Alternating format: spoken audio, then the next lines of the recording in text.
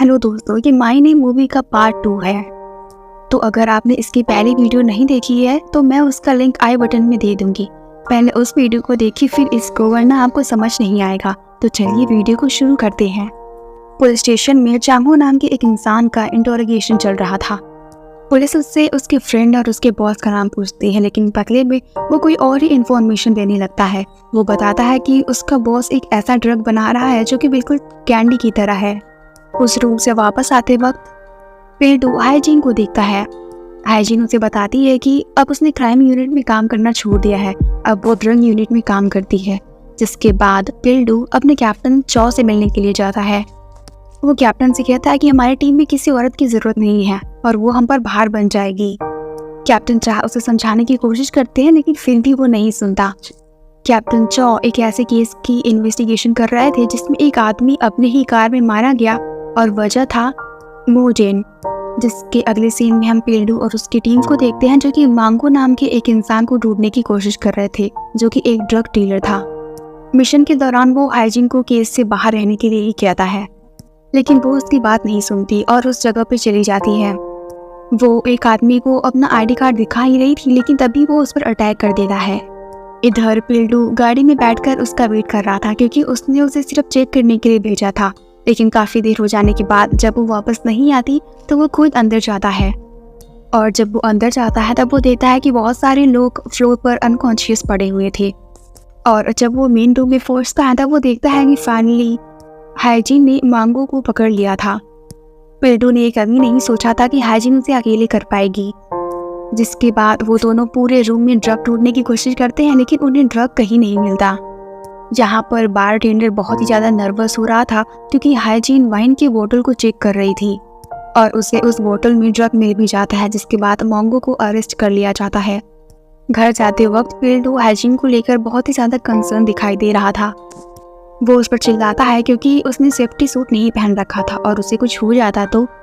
जब सभी लोग ऑफिस पहुंच जाते हैं तब मांगो का इंटरोगेशन किया जाता है, जिसमें वो ये बताता है कि ये एक नए प्रकार का ड्रग है जिसे अभी तक बांटा नहीं गया है, और जिस आदमी ने इसे बनाया है उसका नाम है गोंगजाय।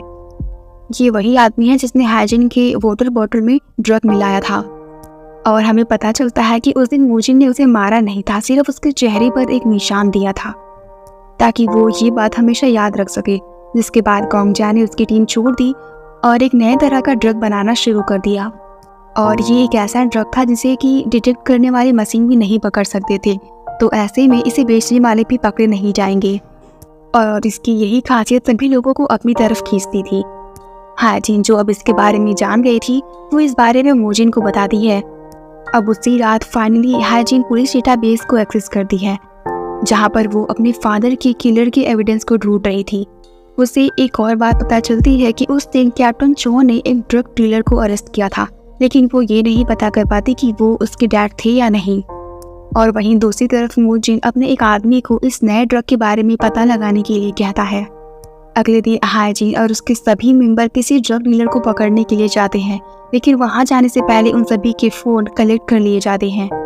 फ़ोन लेने के जस्ट बाद ही बताया जाता है कि जिस आदमी को वो लोग पकड़ने के लिए जा रहे हैं वो कोई और नहीं बल्कि चोई मोजिन है। जब हाइजीन को ये पता चलता है तब वो नर्वस होने लगती है। उसे समझ नहीं आ रहा था कि अब उसे क्या करना चाहिए। जिसके बाद हाइजीन उसके सीक्रेट लैब में जाती है। पुलिस ने पहले से डिसाइड कर रखा था कि वो मोजिन को कैसे पकड़ेंगे ताकि वो इस बार भाग न जाए। हाइजीन और उसकी टीम वहाँ के कुछ लोगों को पकड़ लेती है और तभी हाइजीन वहाँ पर मोजिन को देखती है, लेकिन वो कुछ नहीं कर सकती थी क्योंकि पेडू हमेशा उसके साथ रहता था। तभी अचानक से कोई पेडू पर हमला कर देता है और उसका कैमरा भी तोड़ देता है, लेकिन पेडू उसे जान से मार देता है। जिसके तुरंत बाद डू को भी पता चल जाता है कि मोजिन वहीं पर है और वो उस फ्लोर पर जाता है और उन्हें सरेंडर करने के लिए कहता है। लेकिन तभी उस शिप पे आग लग जाती है, जिसकी वजह से सभी लोग इधर उधर भागने लगते हैं और उनका मिशन फेल हो जाता है, यानी कि वो मोजिन को नहीं पकड़ पाते। क्योंकि सारे एविडेंस भी जल गए थे तो उन्हें कोई और एविडेंस नहीं मिलता। जिसके बाद अचानक से ही हाइजीन की चिल्लाने की आवाज़ सुनाई देती है और उसे एक गन मिलती है जो कि उसके फादर के किलर का था। जिसके बाद वो कैप्टन चौ के पास जाती है ताकि वो उस गन को देखकर उसका रिएक्शन देख पाए। इधर मोजिन अपने हेडक्वार्टर पहुंच चुका था। वो हाइजिन पर बहुत गुस्सा था क्योंकि उसने इसे इस मिशन के बारे में कुछ भी नहीं बताया था। इधर हाइजिन मोजिन को बार बार एक सीक्रेट नंबर से कॉल कर रही होती है, लेकिन मोजिन जानबूझकर वो कॉल नहीं रिसीव करता क्योंकि पता है कि ये कॉल किसकी तरफ से आ रहा है। मीनवाइल पुलिस स्टेशन में उन लोगों का इंटरोगेशन किया जाता है जो कि उस मिशन के दौरान शिप में अरेस्ट किए गए थे, लेकिन अपनी जान के डर होने की वजह से उनमें से कोई कुछ भी नहीं बोलता।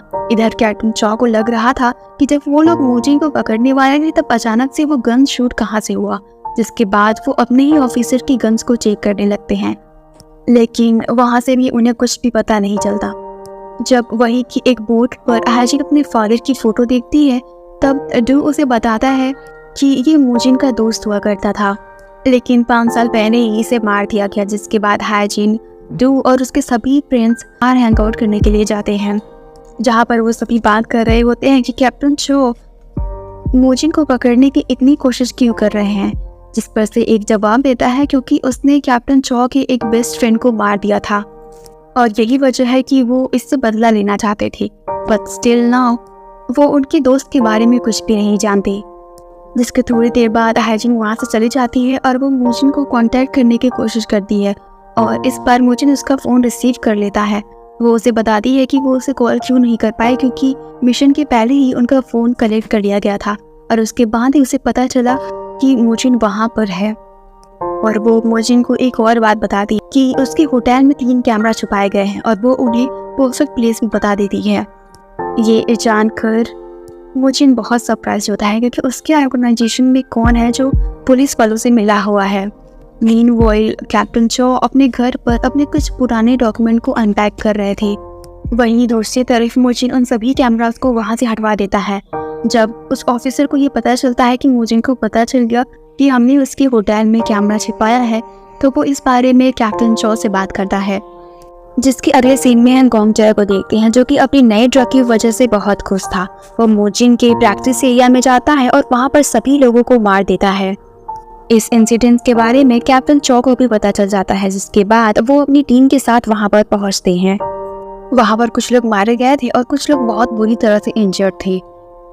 जाते वक्त जीहू एम्बुलेंस में तेजू को देखती है जो कि मोजिन का मेन आदमी था। जीहू डू से ये पूछती है कि क्या मिस्टर चो भी मारे गए हैं इस एक्सीडेंट में, जिस पर से पिल्टो ये कहता है कि वो यहाँ पर थे ही नहीं तो उन्हें कुछ भी नहीं हुआ है। वो लोग अटैकर्स को लेकर कोई एविडेंस ढूंढ रहे थे, जिसके दौरान उन्हें वहाँ पर नए तरह का ड्रग मिलता है। वो लोग आसपास के जगह के लोगों से भी पूछताछ करते हैं लेकिन उन्हें कुछ भी पता नहीं चलता। अगले दिन फ्यूनरल में तेजू और कैप्टन चॉ का सामना होता है। वो उसे वहीं रोक लेता है। वो कहता है कि अंदर कोई एक ही जा सकता है, जिसके बाद कैप्टन चॉ अंदर जाते हैं और वो वहाँ पर मोजिन से बात करते हैं। ये दोनों बैठकर एक दूसरे को धमका रहे होते हैं, जिस पर से कैप्टन चॉ ये कहते हैं कि मैं जल्दी सब कुछ खत्म कर दूंगा। मोजिन ये कहता है हाँ बिल्कुल, अगर तुम मुझे पकड़ सको तो। इधर गोंगजाय अपनी जीत का जश्न मना रहा था।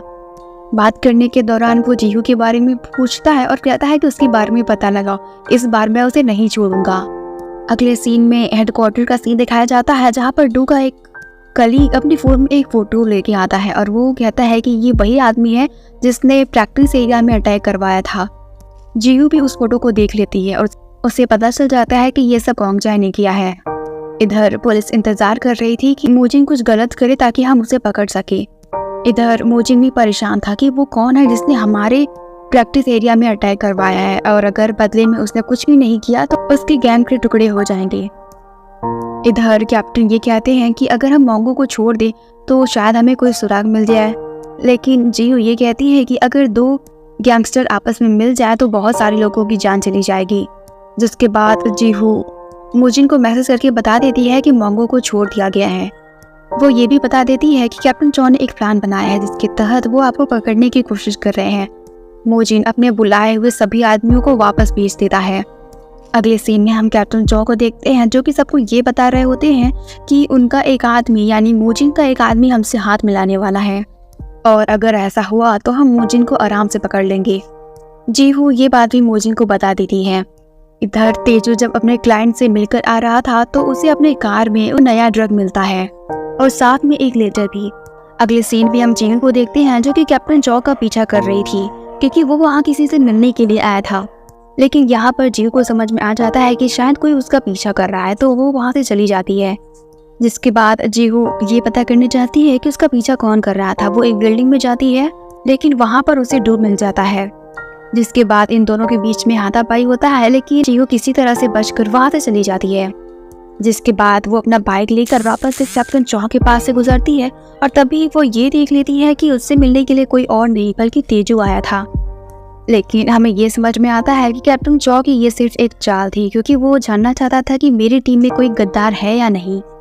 डो ने जो पिक्चर्स क्लिक करी थी वो उसे कैप्टन चौ को दिखाता है। कैप्टन चौ ये तो समझ गए थे कि हमारे बीच एक गद्दार है, लेकिन वो कौन है ये अभी भी उन्हें नहीं पता था।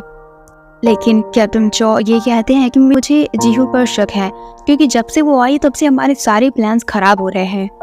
बाद में जीहू मोजिन को बता देती है कि कैप्टन चौ से मिलने के लिए तेजू वहाँ पर गया था। मोजिन को अब उस पर भरोसा नहीं था, तो वो उसे वहाँ से जाने के लिए कह देता है।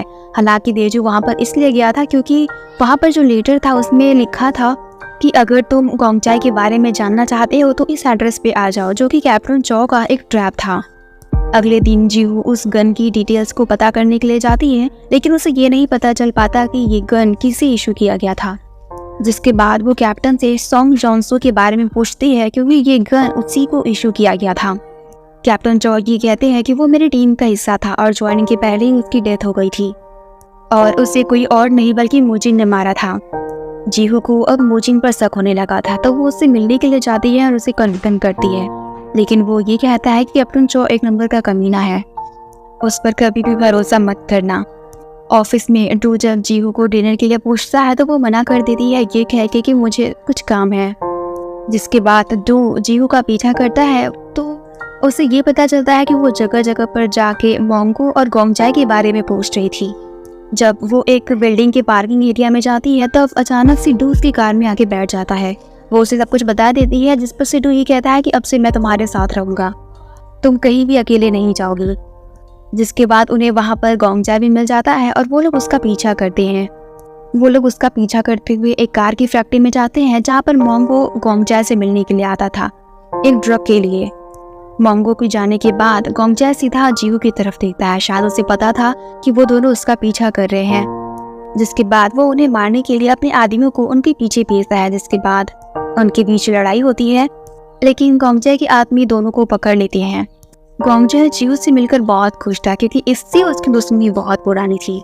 जिसके बाद वो जीहू के पैर में चाकू मार देता है। जिसके बाद वो अपने आदमियों को फोन करता है ये पता करने के लिए कि क्या वो लोग मोजिन को मारने में सफल हुए या नहीं। लेकिन ये फोन मोजिन उठाता है। वो जीहू का फोटो मोजिन को भेजता है और कहता है कि अगर इसे बचाना चाहते हो तो जल्दी से यहाँ पर आ जाओ, वरना तुम्हें इसकी लाश मिलेगी। जिसके बाद गोंगचाई इन दोनों को कार के अंदर बांध लेता है और उसे दबाने के लिए हाइड्रोलिक स्विच ऑन कर देता है।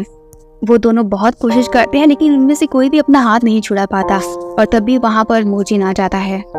वो उस मशीन को बंद कर देता है, जिससे वो दोनों बच जाते हैं, और तभी वहाँ पर पुलिस सायरन की आवाज़ सुनाई देती है, जिसके तुरंत बाद मोजिन वहाँ से चला जाता है।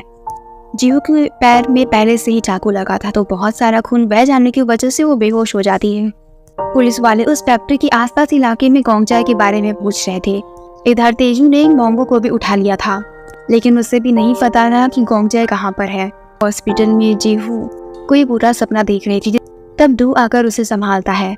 डू से कहता है कि मुझे नहीं पता तुम किसे ढूंढ रही हो, लेकिन तुम जिसे भी पकड़ना चाहती हो मैं उसमें तुम्हारी मदद करूँगा।